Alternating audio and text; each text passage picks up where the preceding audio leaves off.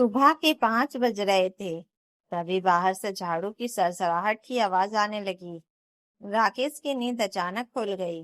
उसने करवट बदलकर देखा। रचना गहरी नींद में थी। वह उठकर बैठ गया और कुछ देर ध्यान से सुनता रहा। यह इतनी सुबह कौन झाड़ू लगा रहा है? उसने बड़बड़ाते हुए कहा।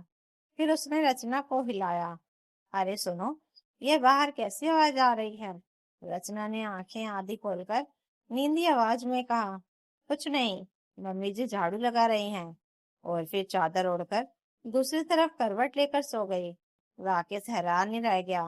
मम्मी जी झाड़ू लगा रही हैं और ये ऐसे ही सो रही है। उसने फिर से रचना को जगाया। अरे, मेरी मम्मी जी बाहर झाड़ू लगा रही हैं और तुम आराम से सो रही हो। शर्म नहीं आती? इस बार रचना ने चादर हटाई। क्यों शर्म आएगी मुझे? मम्मी जी आपकी माँ है, मेरी नहीं। और घर में मैं अकेली तो बहू थोड़ी हूँ, एक और भी है। वह क्यों नहीं उठी? अगर इतना बुरा लग रहा है तो आप जाकर झाड़ू लगा लीजिए, मुझे सोने दीजिए। इतना कहकर उसने फिर से और चादर ओढ़ ली। राकेश कुछ पल उसे देखता रहा। फिर वह उठकर बाहर आ गया। आंगन में मम्मी जी झाड़ू लगा रही थी। उनकी कमर थोड़ी झुकी हुई थी, लेकिन हाथ लगातार चल रहे थे। राकेश ने आगे बढ़कर झाड़ू पकड़ ली। लाओ मम्मी, मैं कर देता हूँ। मम्मी जी ने उसे ऊपर से नीचे तक घूरा। अब यही दिन देखना बाकी रह गया था कि तू झाड़ू लगाएगा। अरे रहने भी दो मम्मी जी। लेकिन मम्मी जी रुकने वाली कहाँ थी? उस महारानी को नहीं बोल सकता था। बड़ी आई सोने वाली। जब से छोटी बहू आई है उसके तो तेवर ही बदल गए हैं। राकेश चुपचाप झाड़ू लगाने लगा। मम्मी जी जानबूझकर आवाज ऊंची कर रही थी। अरे तू रहने दे, अभी हाथ पैर टूटे नहीं है मेरे जो उसकी मोहताज बनूं। शर्म नहीं आती उसे? बेटा झाड़ू लगा रहा है और वे बिस्तर तोड़ रही है। अंदर कमरे में लेटी रचना सब सुन रही थी। उसकी आंखों के सामने पिछले 2 साल की सारी बातें घूमने लगी।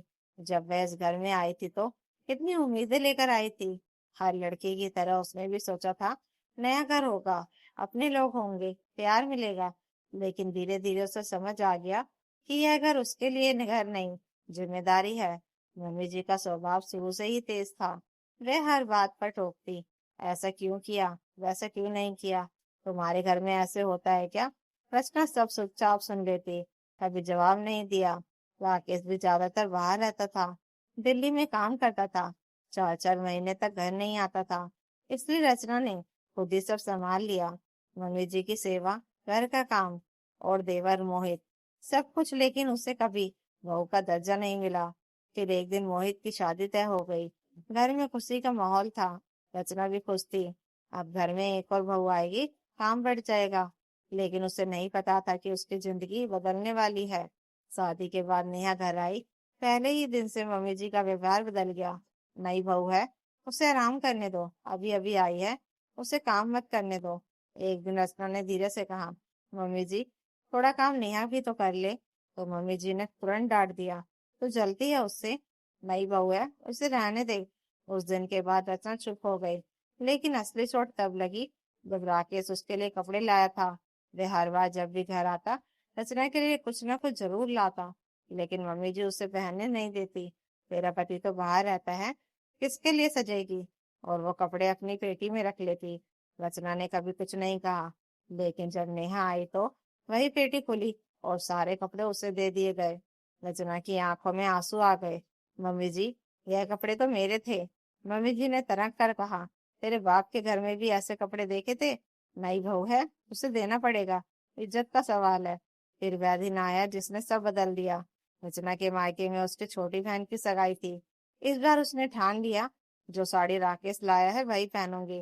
वह चुपचाप तैयार हुई। जब वह बाहर आई, मम्मी जी की नजर उस पर पड़ी।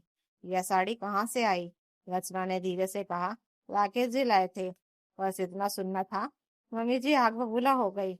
उन्होंने साड़ी पकड़कर खींची। अब मुझसे छुपाकर कपड़े आने लगे। खबरदार जो यह साड़ी पहनकर बाहर गई। अचानक खींचने से रचना का संतुलन बिगड़ा और वह जमीन पर गिर पड़ी।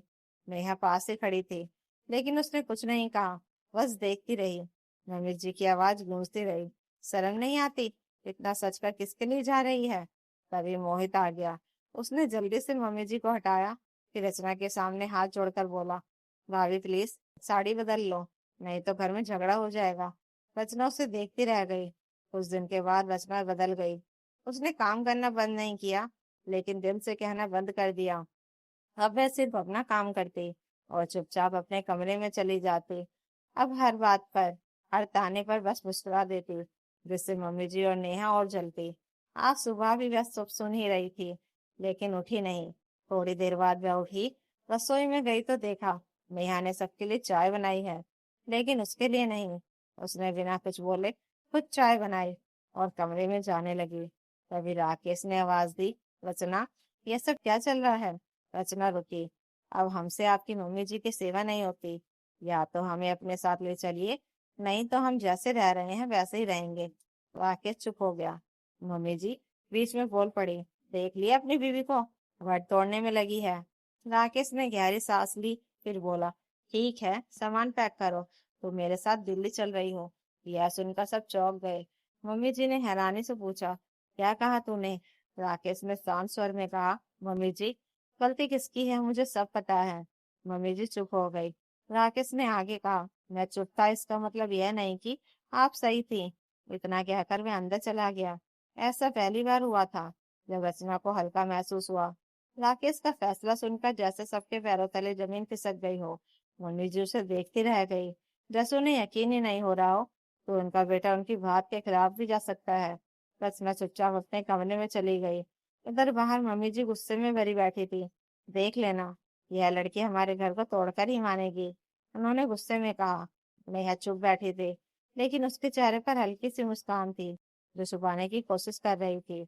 मोहित ने धीरे से कहा, मम्मी जी, भैया ने जो किया सोच समझ कर किया होगा। चुप रह, मम्मी जी ने उसे झिड़क दिया। तुम लोगों को तो बस बहू की ही पड़ी है, माँ की कोई कीमत ही नहीं है। मोहित चुप हो गया। उसे सब पता था, लेकिन वह हमेशा की तरह कुछ कह नहीं पाया। इधर कमरे में रचना अपना सामान निकाल रही थी। उसके पास ज्यादा कुछ था ही नहीं, कुछ कपड़े, कुछ यादें और ढेर सारा दर्द। राकेश अंदर आया। कुछ पल दोनों के बीच खामोशी रही। फिर राकेश बोला, रचना, तुमने पहले क्यों नहीं बताया?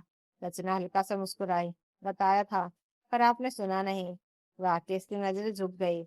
उसे वह दिन याद आया, रचना ने कपड़ों वाली बात बताई थी और उसने उसे चुप रहने को कहा था। मुझे लगा था सब ठीक हो जाएगा, राकेश ने कहा। रचना ने उसकी तरफ देखा। सब ठीक हो जाता है जब दोनों तरफ से कोशिश हो, अकेले से नहीं। राकेश के पास कोई जवाब नहीं था। उसने धीरे से कहा, माफ कर दो। रचना ने कुछ नहीं कहा, बस अपना सामान समेटती रही। शाम तक दोनों ने अपना सामान पैक कर लिया। जब वह बाहर आए तो मम्मी जी वहीं बैठी थी, मुंह फुलाए। उन्होंने एक बार भी रचना की तरफ नहीं देखा। राकेश ने झुककर उनके पैर छुए। मम्मी जी, हम चल रहे हैं। मम्मी जी ने पैर पीछे खींच लिए। जा, अपना घर बसा। राकेश ने कुछ नहीं कहा। फिर वह और रचना दोनों घर से निकल गए। रचना ने एक बार पीछे मुड़कर देखा।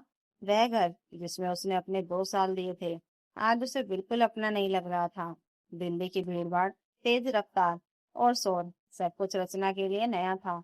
राकेश एक छोटे से फ्लैट में रहता था। एक कमरा, एक रसोई और एक छोटा सा बालकनी। लेकिन उस छोटे से घर में शांति थी। पहले दिन ही रचना ने घर साफ किया, सामान जमाया और रसोई संभाल ली। राकेश उसे देखता रहा। रात का खाना खाते हुए उसने पूछा, यहाँ ठीक लग रहा है? रचना ने पहली बार खुलकर मुस्कुराया, हाँ बहुत। उस एक मुस्कान में 2 साल का दर्द छुपा था और एक नई शुरुआत की खुशी भी। दिन भी धीरे धीरे बीतने लगे और रचना के पास समय था खुद के लिए। वह कभी बालकनी में बैठती, कभी पास के पार्क में चली जाती, कभी अपने मन की चीजें बनाती। राकेश भी अब उसे समझने लगा था। वह छोटी छोटी चीजों का ख्याल रखने लगा। कभी फूल ले आता, कभी उसकी पसंद का खाना, और सबसे बड़ी बात, वह अब सुनता था। उधर गांव में मम्मी जी का गुस्सा धीरे धीरे चिड़चिड़ाहट में बदलने लगा था। अब घर में रचना नहीं थी, सारा काम अब मम्मी जी और नेहा के ऊपर था। पहले दिन तो नेहा ने कहा, मम्मी जी, आज तो बाहर से मंगा लेते हैं। मम्मी जी ने कुछ नहीं कहा, लेकिन दूसरे दिन, तीसरे दिन उन्हें समझ आने लगा कि घर चलाना इतना आसान नहीं है। नेहा देर से उठती, काम में मन नहीं लगाती, हर बात पर बहाने बनाती। आज सिर दर्द है, आज तबीयत ठीक नहीं। मम्मी जी को काम करने लगी, लेकिन उम्र अपना असर दिखा रही थी। कमर दर्द, घुटनों में तकलीफ, फिर भी वह सब कर रही थी। एक दिन मम्मी जी ने कहा, नेहा, जरा जल्दी उठ जाया कर। नेहा ने तुरंत जवाब दिया, मैं कोई नौकरानी नहीं हूँ। मम्मी जी सन रह रही। उन्हें जैसे अपने ही शब्द याद आ गए जो वह कभी रचना से कहा करती थी। उस दिन पहली बार उन्हें महसूस हुआ रचना क्या थी, लेकिन अब बहुत देर हो चुकी थी। दिन बीतते गए और घर का माहौल बिगड़ता गया। मोहित भी अब परेशान रहने लगा था। एक दिन उसने गुस्से में कहा, मम्मी जी, आपने भाभी के साथ अच्छा नहीं किया। मम्मी जी चुप रह गई। उनके पास अब कोई जवाब नहीं था। दिल्ली में एक शाम राकेश घर आया तो देखा रचना बालकनी में बैठी थी। हवा में उसके बाल उड़ रहे थे और वह कहीं खोई हुई थी। राकेश ने पास आकर पूछा, क्या सोच रही हो? रचना ने धीरे से कहा, कुछ नहीं। फिर थोड़ी देर बाद बोली, क्या हम कभी वापस जाएंगे?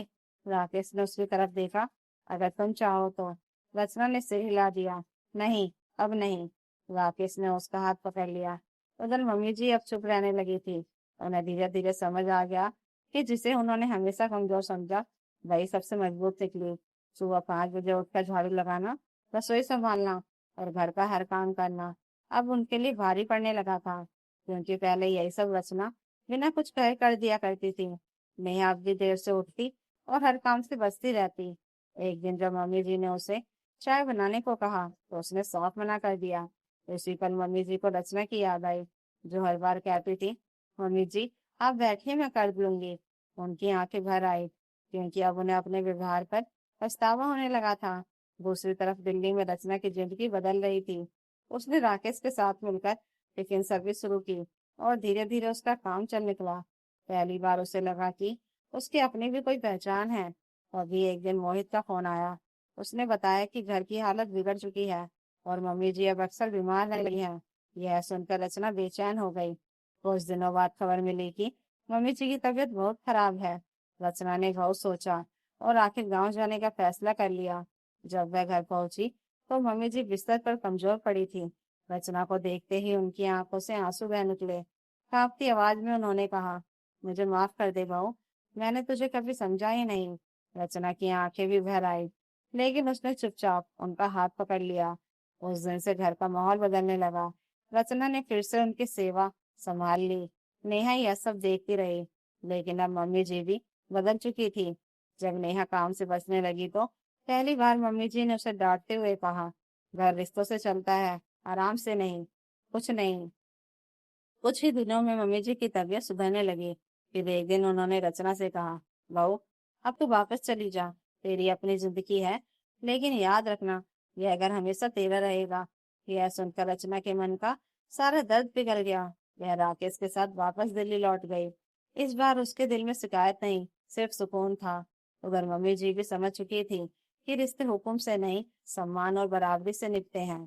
तो दोस्तों, अगर आपको यह कहानी अच्छी लगी हो तो कमेंट करके जरूर बताइएगा और नई कहानियों के लिए चैनल को सब्सक्राइब जरूर कर लीजिएगा। Thank you for watching.